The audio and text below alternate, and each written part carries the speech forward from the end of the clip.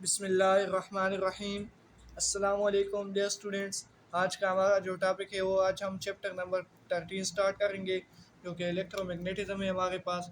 इसकी हम इंट्रोडक्शन करेंगे और साथ साथ एक टॉपिक भी पढ़ेंगे। तो सबसे पहले इस चैप्टर का इंट्रोडक्शन करते हैं कि इसमें इंट्रोडक्शन बातें जो है वो आज हम पढ़ेंगे। तो इस चैप्टर का जो नेम है इलेक्ट्रोमैग्नेटिज्म, ये हमारे पास दो चीज़ों से डिराइव्ड हुआ है। एक हमारे पास इलेक्ट्रो जो कि इलेक्ट्रिसिटी को रिप्रेजेंट करता है, और दूसरा जो है ना हमारे पास मैग्नेटिज्म है जो कि मैग्नेटिक को रिप्रेजेंट करता है। या सिंपल हम इस चैप्टर में ये कह सकते हैं कि हमारे पास जो इलेक्ट्रिक फील्ड और मैग्नेटिक फील्ड के दरमियान जो रिलेशन है वो हमारे पास इलेक्ट्रोमैग्नेटिज्म चैप्टर में आज पढ़ेंगे हम। यानी इलेक्ट्रिक फील्ड और मैग्नेटिक फील्ड को रिलेट इस चैप्टर में किया गया है। इसके अलावा हम इस चैप्टर में मैग्नेटिक फील्ड के बारे में ज़्यादा पढ़ेंगे, लेकिन चूँकि इससे पहले इलेक्ट्रोमैग्नेटिज्म की जो रिलेशन थी वो किसी साइंटिस्ट ने नहीं पढ़ी थी, किसी साइंटिस्ट ने भी इसके बारे में बात नहीं की। So for the first time in 1819 ये हमारे पास एक साइंटिस्ट था जिसका नाम है क्रिश्चियन ऑस्टर था। उसने जो है ना हमारे पास इसके बारे में जो मैग्नेटिज्म और इलेक्ट्रिक फील्ड का जो रिलेशन था उसको फर्स्ट टाइम उसने स्टडी किया। तो इससे हमारे पास ये इलेक्ट्रोमैग्नेटिज्म का चैप्टर बना। तो अभी हम आज पढ़ेंगे मैग्नेटिक फील्ड। सबसे पहले इसके बाद इससे पहले जो हमने चैप्टर पढ़ी उसमें हमने सारी बातें इलेक्ट्रिक फील्ड की थी।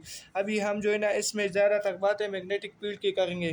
तो सबसे पहले मैग्नेट का जो वर्ड है ये किधर से आए, तो ये हमारे पास ग्रीक वर्ड से, ये हमारे पास मैग्नीशियन स्टोन, ये ग्रीक वर्ड है, इससे हमारे पास मैग्नेटिक का जो लफ्ज़ है वो आया है। तो डिफिनीशन इसकी करते हैं कि मैग्नेट है क्या चीज़। ये हमारे पास इज ए डिफिनीशन में मैग्नेटिक इज ए मटेरियल और object that produce a magnetic field. Magnet वो हमारे पास ये वो मटेरियल है, वो ऑब्जेक्ट है जो कि अपने इर्द गिर्द सराउंड में मैग्नेटिक फील्ड को प्रोड्यूस करे और इसी मैग्नेटिक फील्ड के थ्रू अब अपने आप को दूसरी चीज़ कैच करे, अट्रैक्ट करे। तो इसको हम मैग्नेटिक फील्ड कहते हैं। एक बात याद रखें कि हमारे पास मैग्नेटिक फील्ड हमेशा इनविजिबल होता है, ये हमारे पास नज़र नहीं आता। इसके अलावा मैग्नेटिक बॉडी जो है ये एक चीज़ को अट्रैक्ट भी कर सकती है और रिपेल भी कर सकती है। तो अट्रैक्शन और रिपल्शन किस सूरत में होगा, तो अगर हमारे पास मैग्नेटिक फील्ड है तो ये हमारे पास नॉर्थ और साउथ पोल के दरमियान हमेशा बनेगा।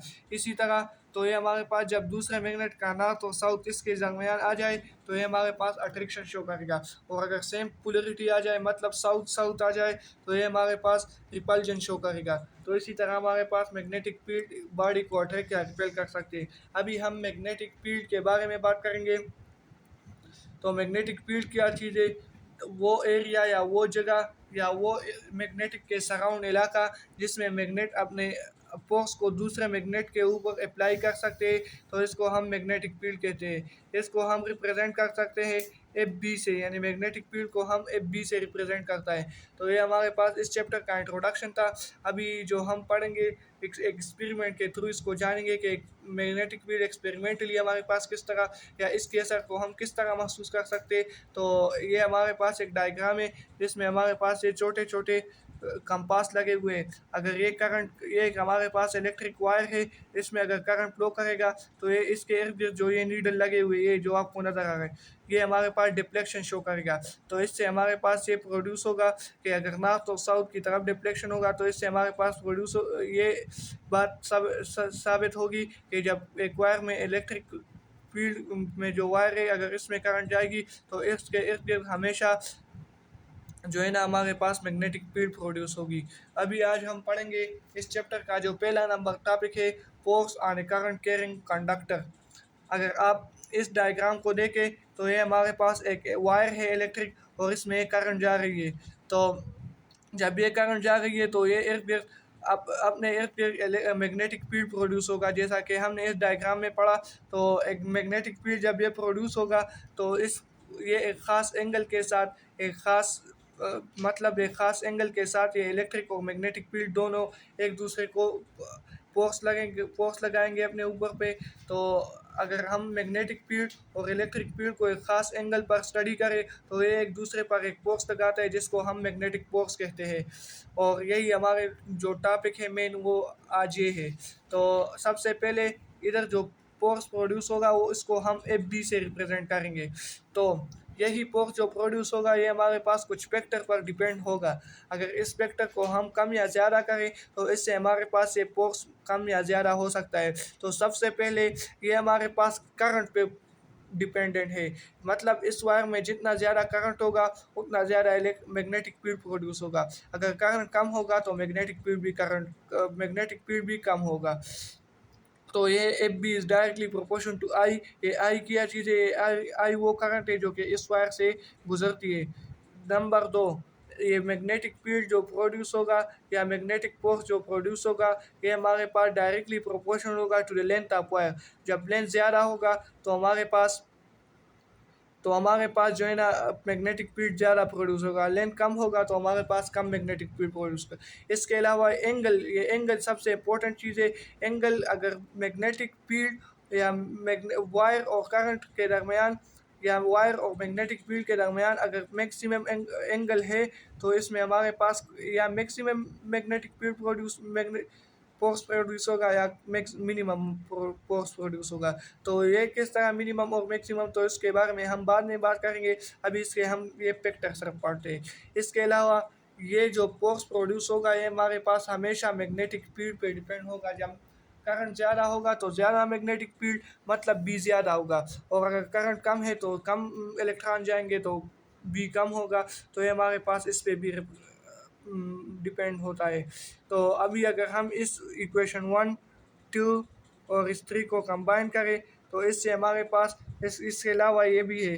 तो इससे हमारे पास एक मेन इक्वेशन आता है जिसको F is equal to I L B sine theta से रिप्रेजेंट करते हैं। तो ये हमारे पास वो इक्वेशन है जिसके ज़रिए हम एक वायर, अगर आपको करंट की वैल्यू दिया गया हो, लेंथ भी दिया गया हो, बी मालूम करना है या एफ बी मालूम करना है तो आप इसके मदद से ये सारे मालूम कर सकते हैं।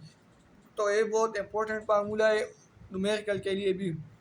इसके साथ साथ हम अगर इसकी वेक्टर फॉर्म को पढ़ेंगे तो एन हमारे पास यूनिट वेक्टर है जो कि हमेशा डायरेक्शन को रिप्रेजेंट कर सकते हैं, और इसको हम इस फॉर्म में भी लिख सकते हैं। तो अभी हमारे पास मैक्सिमम